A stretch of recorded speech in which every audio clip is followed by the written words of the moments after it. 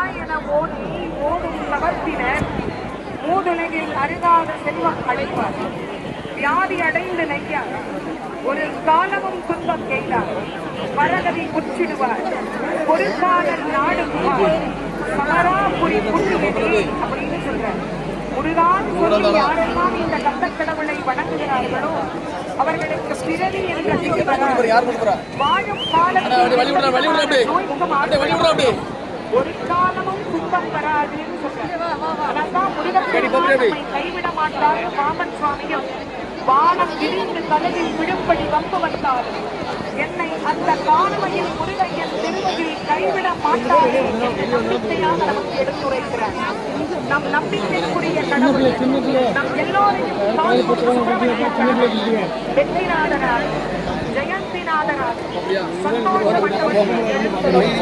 அருளாட்சி புரிகிறார்.